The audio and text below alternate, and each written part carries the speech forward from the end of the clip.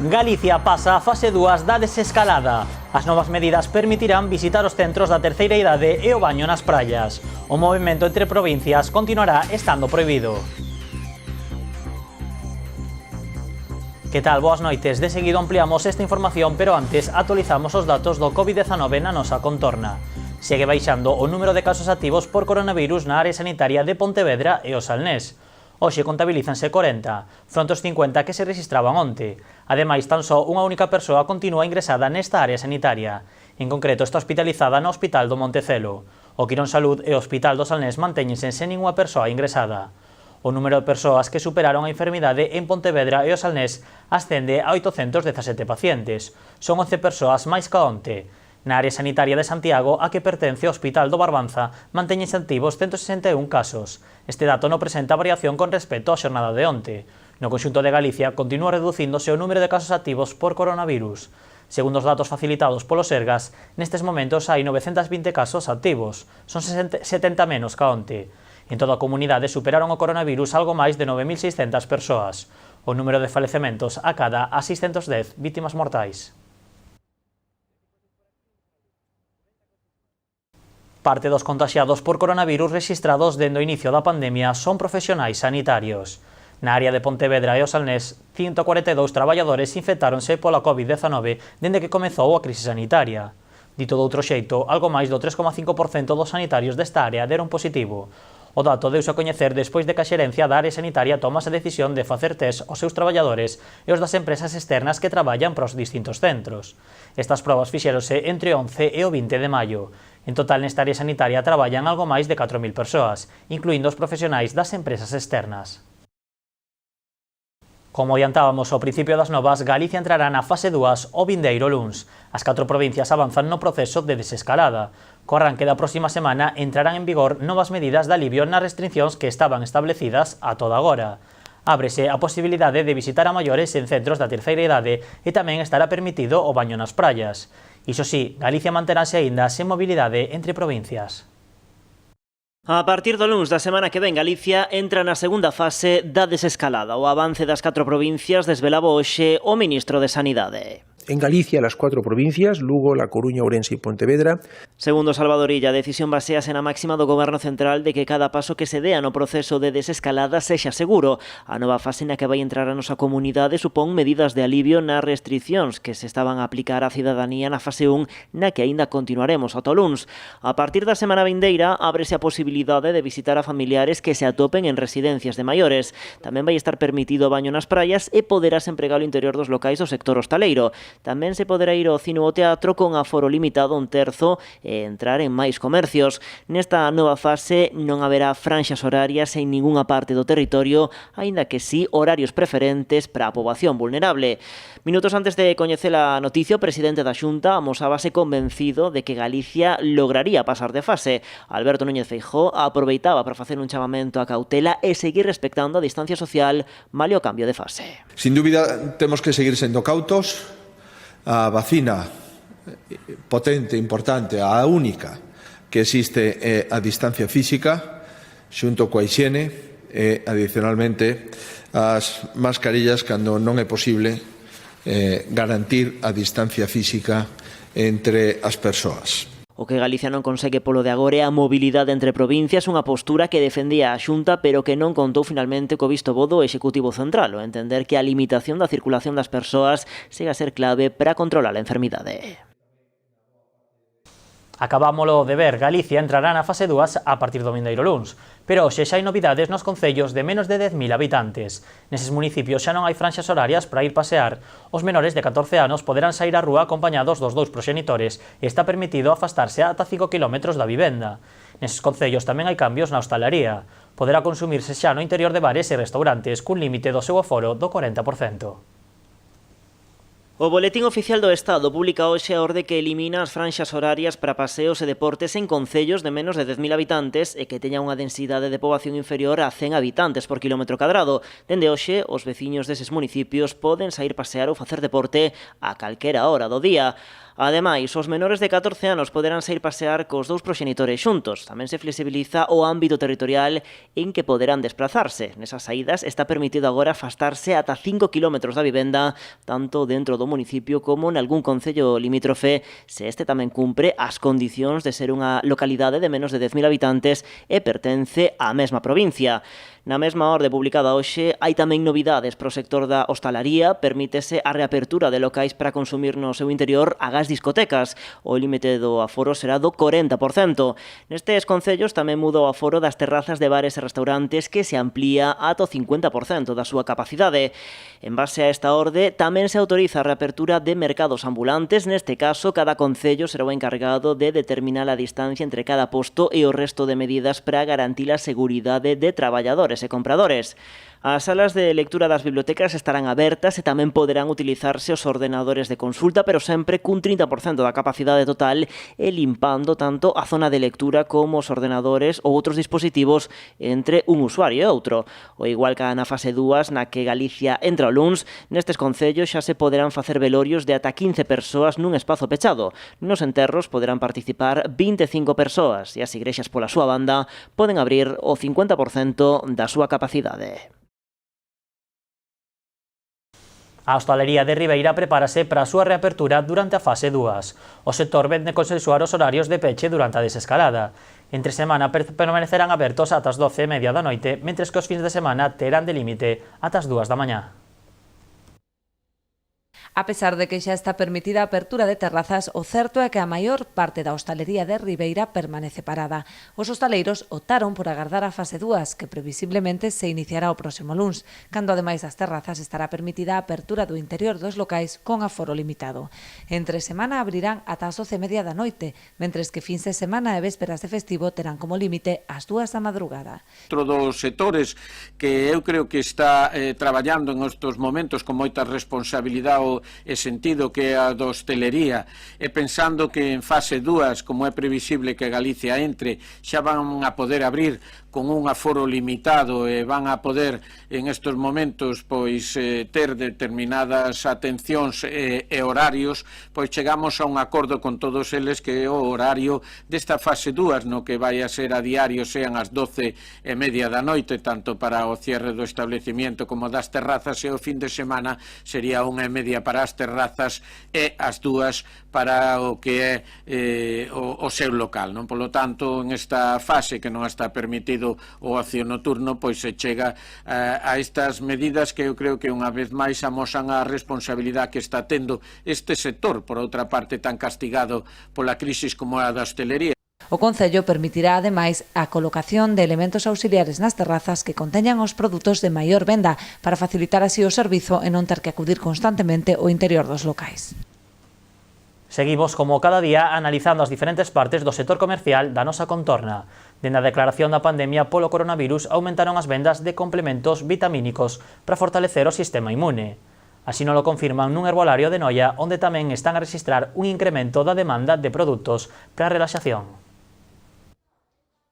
En tempos de pandemia, semella que valoramos máis a saúde. No herbolario Mandrágora de Noia constataron dende a súa reapertura a alta demanda de suplementos e produtos para fortalecer o sistema inmune. A xente demanda un montón, pois eso, complementos que nos axuden a subir o sistema inmune, que é moi importante ante calquer patología, pero sobre todo ante o COVID tamén nos axuda un montón a reforzar e, pois eso, que estemos super fuertes para non pillar infeccións, gripes, catarros, e polo tanto é moi importante para eso.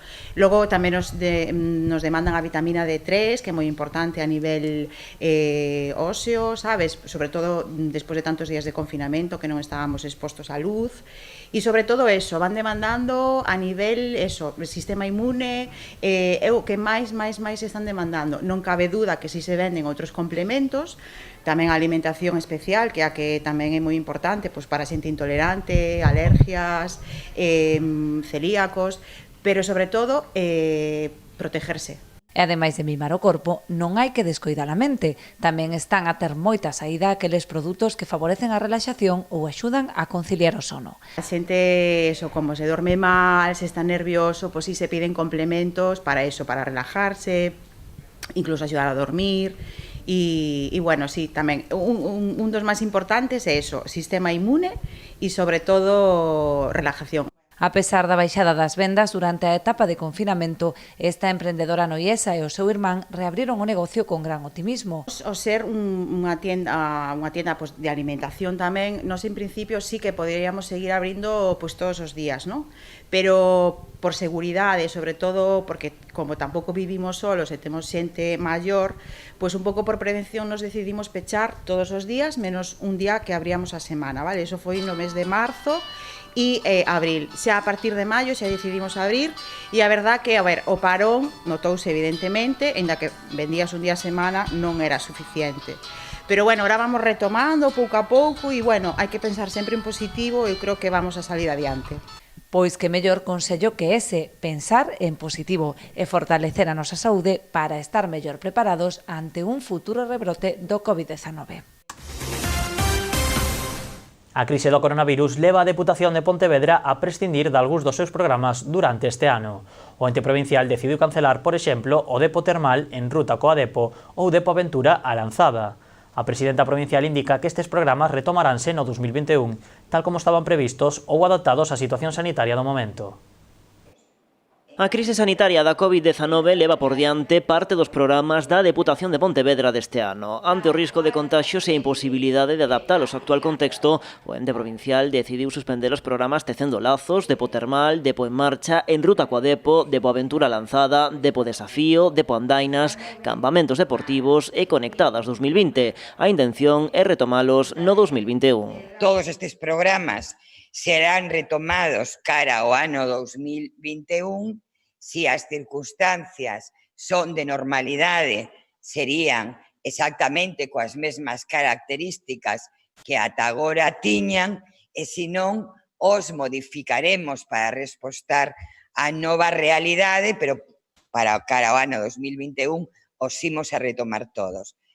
Da mesma forma que os facíamos ou con modificacións que sexan necesarias. A presidenta entende que neste momento o fundamental é ter prudencia e cautela e poñer por diante a saúde das persoas. Explica que estas cancelacións están apoiadas polos técnicos. Todos estes suspensións destes programas están avaliados por informes de cada un dos técnicos das áreas aos que afectan esta suspensión. Por lo tanto, é unha decisión rigurosa, tomada con análisis técnicos, con análisis sanitarios e, repito, non supón que non vayamos a facer outras cousas. Carmela Silva explica que esta decisión suporá a reorientación de todas as actividades e programas propios da Deputación para incluírse nunha próxima modificación orzamentaria. Isto significa que cos fondos destinados a estas iniciativas crearánse outras distintas. Non faremos estes programas, pero que faremos outros programas vinculados ás áreas de igualdade, ás áreas de deporte, as áreas de medio ambiente, as áreas de lecer, pero que sin dúbida van a ser programas distintos. A presidenta provincial aproveitou a súa comparecencia para dar a coñecer o nomeamento de Paula Cabaleiro como directora para a área de cultura da Deputación. Ocupará un posto de persoal directivo con rango de alto cargo. Cambados celebrou onte a noite un pleno extraordinario centrado no coronavirus. A sesión telemática deulle luz verde ao paquete de medidas propostas polo Partido Popular. Os populares sumaron o voto de Cambados Pode para sacar adiante as súas propostas. Os grupos de goberno PSDG e Somos Cambados e o BNG abstivéronse. Para o Executivo, o texto proposto polos de Luís Aragunde é nulo de pleno dereito. Segundo a alcaldesa, viola o reparto de competencias e, ademais, exixe medidas que xa foron aplicadas polo goberno local. A sesión extraordinaria prolongouse ata ben entrada a noite.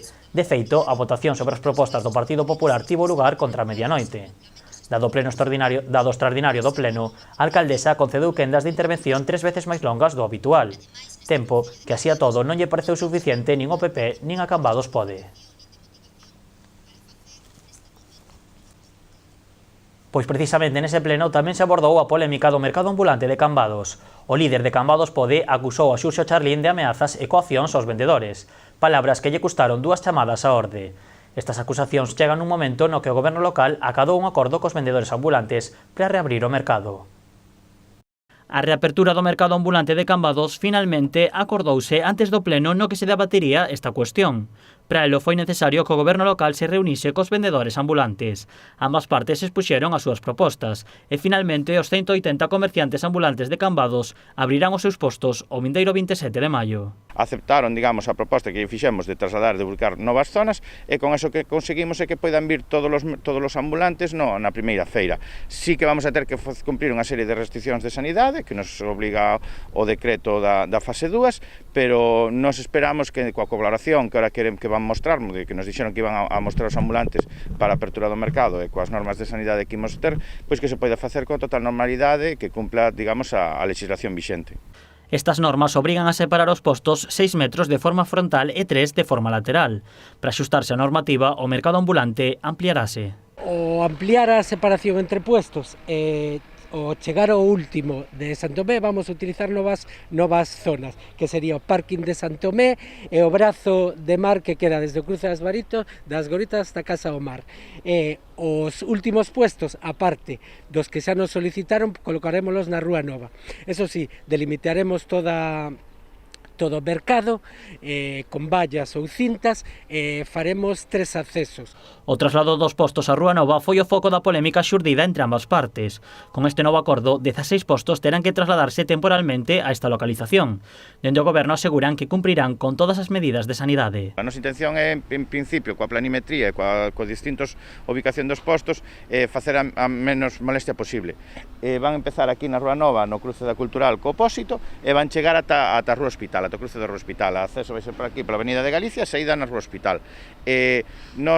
O que se van colocar vai ser, digamos, como hai o distanciamento de 6 metros, é moito máis difícil, porque máis achicada a rúa, van ir colocados digamos, facendo triángulos, e non manter un posto enfrente e mantelo, digamos, en diagonal, os postos. O Concello preparou os informes de planimetría e das medidas de seguridade para comunicarllas a Portos e a Consellería de Sanidade. Se todo está en orde, o mercado ambulante regresará o vindeiro mércores 27. O Concello de Meaño instala 7 dispensadores de desinfección nas zonas máis confluídas da vila. A iniciativa englóbase dentro dos plans de prevención que está levando a cabo o Goberno Municipal. A dotación de equipos de protección individual e a peonalización temporal de algunhas rúas son outros dos eixos deste proxecto. Os veciños de Meaño poderán desinfectar as súas mans en calquera momento do día e nas zonas máis confluídas da vila. Porán facelo grazas aos 7 dispensadores de desinfección que o Concello instalou en puntos claves como a Casa Consistorial, os centros de saúde, os colexios ou na Praza de Dena.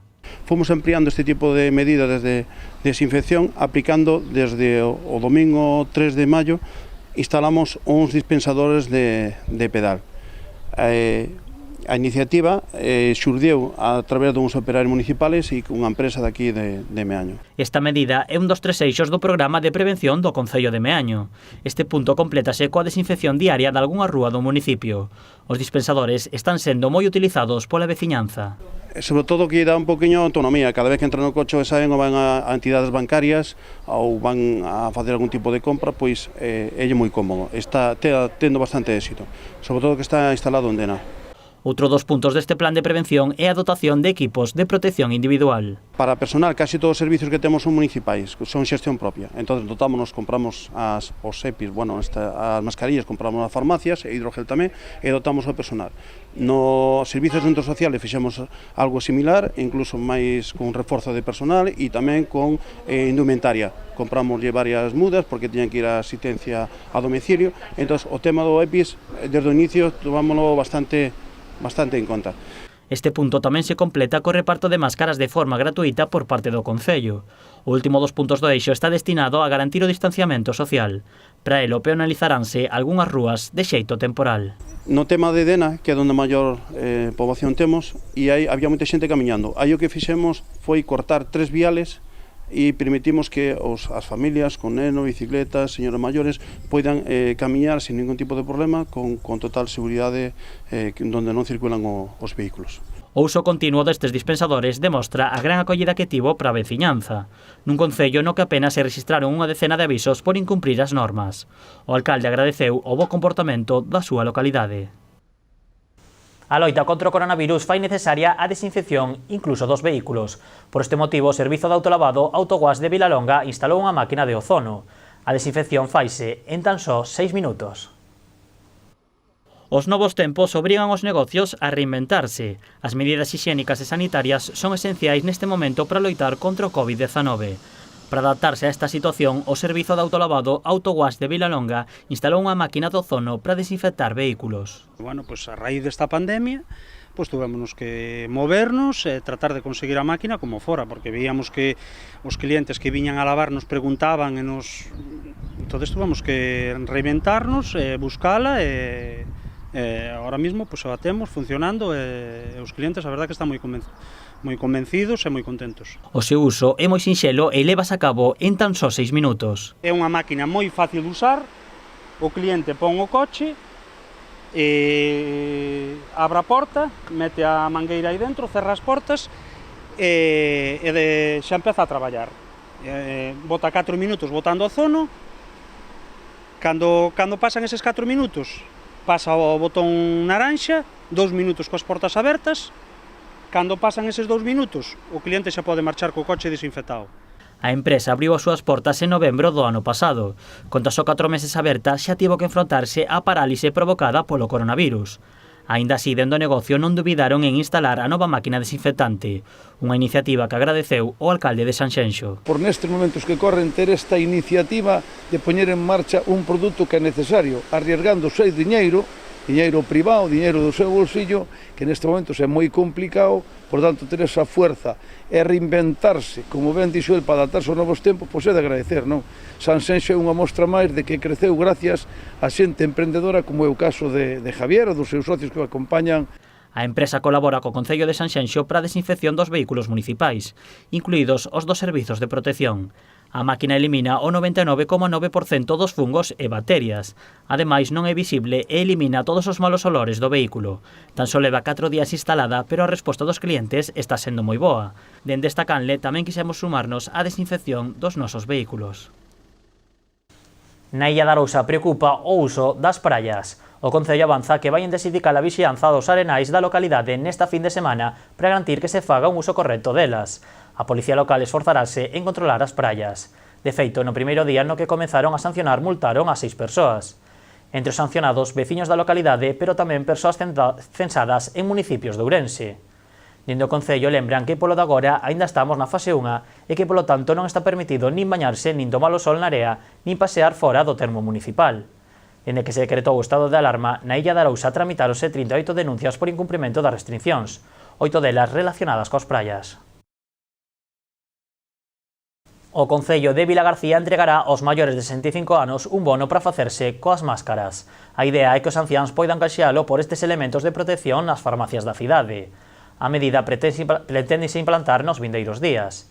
Deste servizo pódese beneficiar máis de 8.000 persoas maiores de 65 anos que viven en Vilagarcía. Dende o Partido Popular Vilagarcián levan días reclamando ao Executivo local que faga un reparto masivo de máscaras para toda a cidadanía. Os populares lamentan que os veciños da cidade teñan que facerse con estes elementos pola súa conta, incluso recorrendo a outros municipios, segundo aseguran nun comunicado. Dende a formación entenden que o reparto masivo de máscaras é urxente, tendo en conta que o seu uso é obrigatorio dende onte, en espacios pechados e en zonas públicas onde non se poidan garantir a distancia mínima de seguridade entre persoas. En Boiro, o Concello publica unha serie de tutoriais para a realización de trámites telemáticos. O primeiro dos vídeos, xa dispoñible na súa canle de YouTube, amosa o funcionamento da sede electrónica para presentar unha instancia xeral de xeito telemático. Nos vindeiros días publicaránse novos vídeos para realizar outras xestións a través da web, como pago de recibos ou comunicacións urbanísticas. O obxectivo é facilitar aos cidadáns a realización de trámites de xeito telemático ou telefónico, sempre que sexa posible, evitando así que teñan que desplazarse de xeito presencial ás dependencias municipais. Os xeiteiros de Rianxo plantexan reservar a cota de sardiña de cara ao verán ante a baixada dos prezos. A apertura da campaña do cerco motivou que o quilo da especie se pague entre 1 e 3 euros. A sardiña do xeito en Rianxo non supera estes días os 3 euros, prezos moi baixos condicionados pola alta cantidade de peixe no mercado, xa que o cerco iniciou tamén a campaña da sardiña. Dende a confraría entenden que sería mellor preservar a cota de cara ao verán, cando a captura da xouba reporta moitos máis ingresos. Están a 20 kilos por persona, 20 kilos por embarcación, pero bueno, o precio tamén é moi baixo con respecto a cando ven a xouba. que son precios moi diferentes, ahora mesmo están vendendo a 3 euros, a 2, incluso a 1 para a fábrica. Estábamos falando de que é un precio ridículo para estar agotando unha cuota que temos moi xusta cando sabemos que dentro de un mes vamos a ter a xouba, cando aí cuantriplicase ou quintriplicase o precio, disparase moito, aí é onde realmente facemos os cartos, aquí dentro da ría. Por ese motivo, tiñemos máis que pensar un pouquinho máis na campaña da xouba que non pensar en andar a malvender ahora a sardiña cando andamos do cerco a ela tamén. A este respecto, o sector xa ten presentado alegacións ao reparto de cotas. Non entenden que a arte máis selectiva resulte a máis prexudicada cunha cota insuficiente que nin sequera asegura a supervivencia da flota do xeito. O que si non entendemos é o de todos os anos, que nós presentamos alegacións a isto no Ministerio, é o tema da cuota, o reparto. Non entendemos que se queira preservar unha pesquería ou unha especie, como están dicindo, é que a arte máis selectiva e que máis menos cantidad colle é a máis perjudicada. Eso non se entende. Entendemos que nos debían de dar unha cuota acorde para poder ir pescar, a parte que nos están reducindo barcos tamén, que teñen artes de xeito e nos deixan ir pescar. É iso que non entendemos, por iso presentamos unhas alegacións cando foi do seu tempo, esperemos que fagan caso unha vez por todas, porque senón isto van a acabar ca pesca artesanal. A Policía Xudicial da Garda Civil de Noia investiga un intento de agresión acontecido a pasada tarde nas inmediacións da Praia da Corna, en Ribeira. Unha moza denunciou que foi atacada por un home mentres practicaba deporte na praia. Segundo o seu testemunho, a muller sentiu unha forte descarga eléctrica nas costas, probablemente efectuada cunha pistola Taser, que a deixou paralizada. Feito que aproveitou o asaltante para arrastrala a unha zona abordada. Non puido consumar a agresión posto que outra persoa que paseaba pola zona decatouse do que acontecía e comezou a gritar. O home conseguiu fuxir.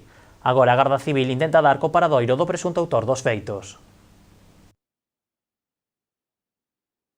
O mozo Vilagarcía acusado de maltratar de xeito habitual e violar a súa parella entre 2014 e 2018 acepta ser condenado a 4 anos e 9 meses de prisión. O xuízo resolveuse mediante conformidade. Foi o primeiro que se celebrou na audiencia de Pontevedra dende que se decretou o estado de alarma. O varón declarou ante o tribunal pero recoñeceu todos os feitos que se lle imputaban. En virtude do acordo, a Fiscalía, que inicialmente pedía 22 anos de cadea, valora a circunstancia de atenuante de drogadicción que provocou que o acusado tivera afectadas as súas facultades no momento dos feitos. O pacto entre as partes contempla, ademais da pena de cárcere, 20 días de traballo á comunidade por cada un dos 3 delitos de lesións e unha multa de 300 euros polos delitos de coaccións graves. Ademais, decretáronse medidas de afastamento e de prohibición de comunicarse coa vítima. Unha vez saia de prisión, deberá estar 5 anos en liberdade vixiada. E aínda en tribunais, a Audiencia Nacional desestima o recurso da Asociación pola Defensa da Ría de Pontevedra sobre a caducidade da fábrica de Ence. O Alto Tribunal desestimou todos os motivos engrimidos polo colectivo en contra desta concesión. Entre eles, o argumento de que a planta de Lourizán xera efectos prexudiciais para o medio ambiente. A Audiencia Nacional explica que está en vigor unha autorización ambiental para Ence e que o recurso da asociación non acredita que se incumprise esa autorización. A pasteira está á espera que a Audiencia Nacional dite sentenza sobre os 3 recursos expostos contra a prórroga da concesión previsiblemente na segunda metade do ano. Vilagarcía celebra Santa Rita a pesar do coronavirus. Os actos relixiosos celebrados no convento de Vistalegre adaptáronse este ano á situación de crise sanitaria que estamos a vivir. O foro ao templo limitouse a 61 persoas, que en todo momento tiveron que seguir un protocolo de seguridade para prever posibles contaxios.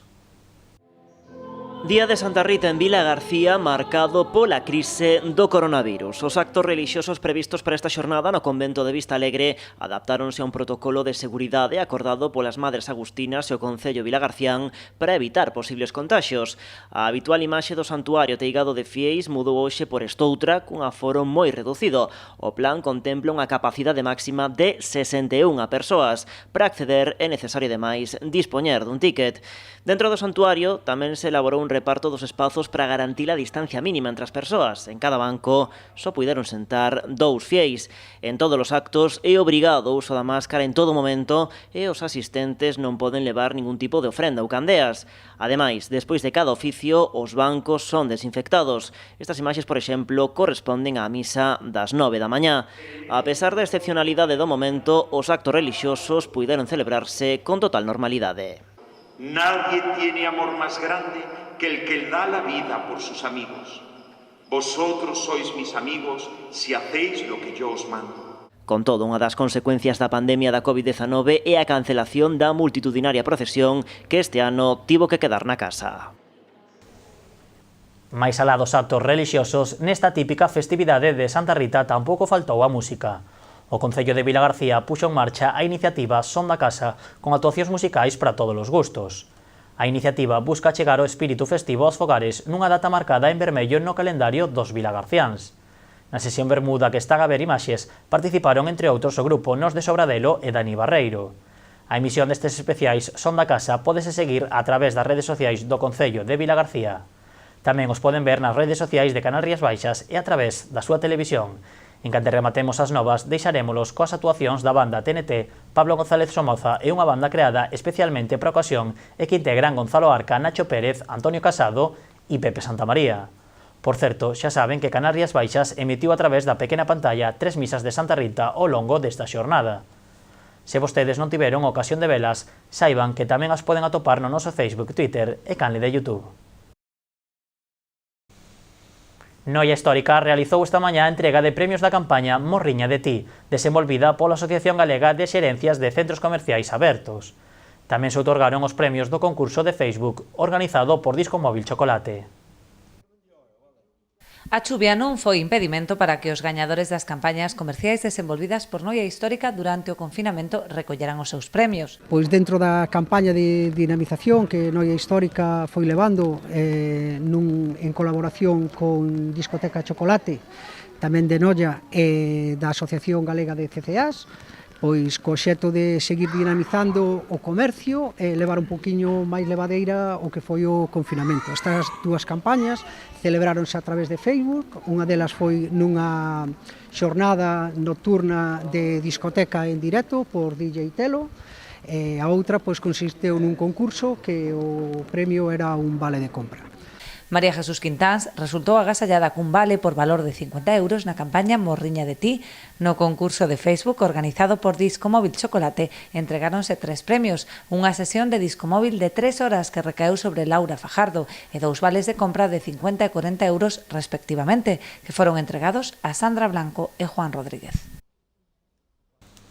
A pesar de que permanecen pechados, tamén hai pubs que promoven iniciativas para colaborar nestes momentos coa crise sanitaria. Dende o Pub Broken de Cambados realizarán o sábado unha recollida de alimentos. Será un troco solidario no que entregarán unha recompensa por cada kilogramo de comida. Dende o Pub Broken de Cambados levaban tempo preparando un evento solidario. A data escollida coincidiu co inicio do estado de alarma, o que obrigou a cancelala. Pero iso non evitou que dende o local buscasen outras maneiras de colaborar. Continuando con este propósito, este sábado organizarán unha recollida de alimentos. Consistirá nun troco solidario no que intercambiarán un Red Bull e un ticket para un chopo por cada kilogramo de comida non perecedoira. Lo que pensamos fue esto, una recogida de alimentos directamente en la puerta, con las medidas de seguridad. Vamos a poner una mamparita allí delante de la puerta con la mesa, marcar en la acera unas distancias para que la gente, si se acumula, que esté separada. Pedimos que vengan con mascarilla, tendremos un gel también para hacer las cosas. Entonces, ¿qué hacemos? Que la gente venga, le vamos a dar un aliciente que es, acordamos con Red Bull, que nos van a hacer unas cajas de refrescos organics. Entonces la gente llega, le damos un refresco de organics, le damos un chupito, no físico, sino una tarjetita para que lo tengan cuando abramos. O obxectivo de Adrián e do More, o seu compañeiro na organización desta recollida solidaria, é axudar nos momentos moi complicados. Es un gesto bonito, te digo, yo tenía ganas desde enero que empecé a pensarlo con el local abierto, de poder ayudar a esta gente. Yo se me ocurrió porque tenía unos refrescos de litro que no usaba en el local y pensé en eso, donarlos. Y cuando dije, joder, ¿y si donamos un poquito más? Buscamos una amplitud mayor y fue cuando salió todo esto. Os alimentos serán entregados a Cáritas Interparroquial Arousa, dende onde que solicitan alimentos non perecedoiros. Hablé con Cáritas, me dijeron que pues leche, pastas, conservas, unos alimentos que no tengan una caducidad muy próxima. Es decir, fruta, por ejemplo, pues sería muy complicado, porque es al final algo que se pone malo rápido.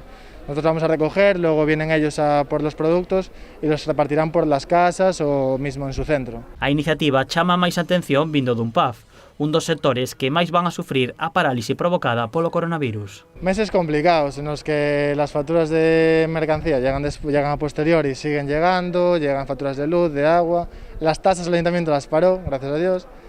Y bueno, alquiler, que los primeros meses hubo que pagarlos, ahora también llegamos a un acuerdo para poder tirar un poquito con esto, porque ingresos no recibimos ninguno y gastos siguen apareciendo, esperando que todo esto pase. A reapertura dos pubs non terá lugar ata a fase 3 da desescalada. Dende o Brauquen aseguran que cando abran o farán ampliando as medidas do Ministerio de Sanidade. Agora, agardan que moita xente colabore con eles e poder obter moitos alimentos o sábado na rúa de Pontevedra de Cambados entre as 21 e as 23 horas. O Museo do Gravado de Artes en Ribeira volverá a abrir ao público o martes. Farao no seu horario habitual, de martes a sábado entre as 9 da mañá e as 4 da tarde.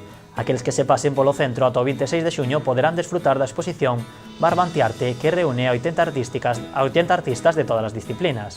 Deixámoslles cunha mostra do que poderán atopar. Pechamos as novas do día deste venres 22 de maio. Poden seguir a información a través da nosa páxina web e de nosas redes sociais de Facebook e Twitter.